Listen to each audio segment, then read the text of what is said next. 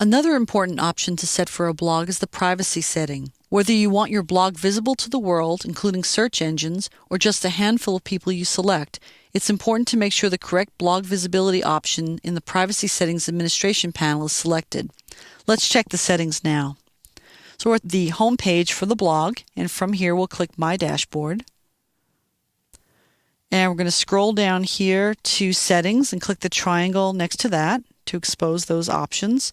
And the setting we want to change is under Privacy, so I'll click that.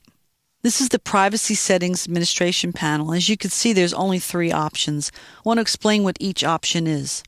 The first option says, I would like my blog to be visible to everyone, including search engines and archivers. And what this does for you is, with this option turned on, search engines like Google, Sphere, Technorati, a whole bunch of other ones, are able to access the content of your blog and index them so that the content of your blog can appear on search engines. If you want your blog to be public and you want as many visitors as possible, you want to keep this option turned on.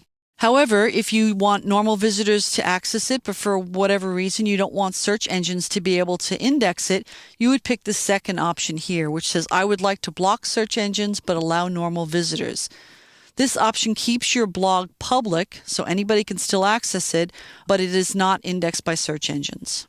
And finally, the last option, I would like my blog to be visible only to the users I choose. That option enables you to specify who can visit your blog, and this is how you would create a private blog. In order to set this feature up, you would turn on this option, click Save Changes, and what happens here is that you get a username box where you can add the name of a user. So for example, I know another user online, which is actually me with a different account, and I'll just type that in as example. So I'll put that name in there. It has to be a WordPress.com user. The person has to have a WordPress.com account. Not a really big deal because remember, the accounts are free and anybody can make one. So I'll add that user in, and you'll see the name appears on a list down here.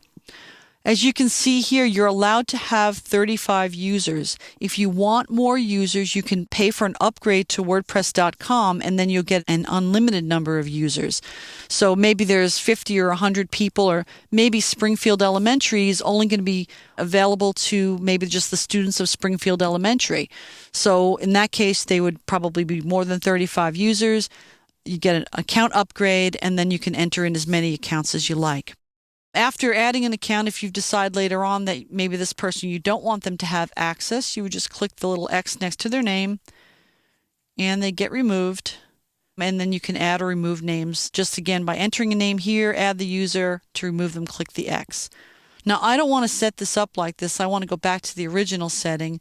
No matter which setting you pick, once you pick a setting, make sure you click the Save Changes button, and that will make sure that it saves your settings.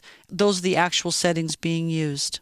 So your privacy settings determine who has access to your blog, and you can use this feature to either make your blog completely public and included on search engines, or public but not included on search engines, or completely private and visible only to the people that you specify.